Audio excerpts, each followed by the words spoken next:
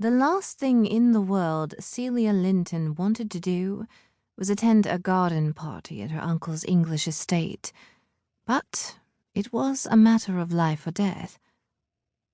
At least, it felt like it was.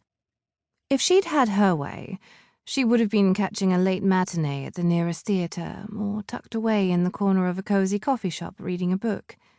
Instead, she was living out some Jane Austen fantasy, minus the historical clothes, of course. It was 2019, after all, but bloody hell, all those men and women wandering around tea tables, gossiping about one another and the state of England. It was definitely not how she wanted to spend her day. Her uncle, the Earl of Pembroke, was a powerful player in the English political climate, especially in the House of Lords. Being at this party was crucial for her family. Just a few months ago, her father had lost their entire fortune in a poor investment. Recently, they'd moved into a tiny cottage on her uncle's estate. And the life she and her younger brother Matthew had been accustomed to had vanished overnight. This party offered her a chance to help her family, but that didn't mean she had to like it. She'd managed to escape the party for a few minutes and now lingered in the doorway to one of the many guest rooms at her uncle's country manor house. She watched her brother scribble away in a notebook, muttering softly to himself. She was here for him, and she was about to sacrifice everything for him. She loved Matthew, and as his older sister, it was her duty to look out for him. He was only 15, but he was a genius when it came to science and mathematics. However, he had problems. For the longest time, they'd struggled to understand why he was doing so poorly in other subjects, and why he had trouble socializing with others.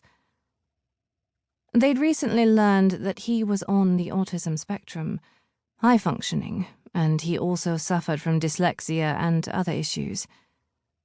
"Matthew, are you coming down to the party?" she asked quietly. Her brother shook his head, his gold hair glowing in the afternoon sunlight as it poured through the tall bay windows, making him look so young. But he was 15, a young man, no longer a child. Matthew sat at an antique desk, several textbooks spread out before him, completely lost in a world of numbers and equations. A small smile graced Celia's lips, but her heart ached.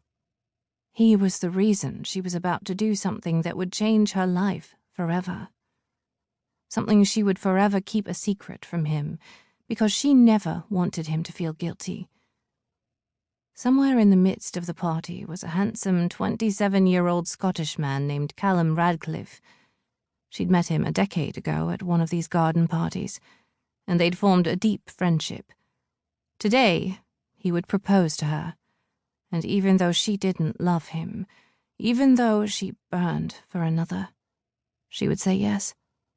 Matthew had been removed from Eton College when he'd gotten into a fight with a few of the boys there who'd been bullying him because of his autism and dyslexia. The fight had been bad enough, but one of the boys Matthew had quarreled with was the son of an influential viscount who was a generous donor to Eton. Matthew, therefore, was asked to leave. The real problem was that what Matthew needed, a school which focused heavily on math and science, her family could no longer afford.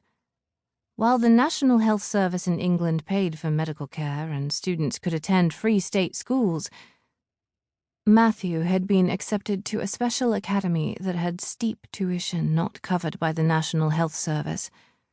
Ravenswood Academy was a school which specialized in math and science fields, and they offered even better specialists to help with Matthew's issues than Eton did.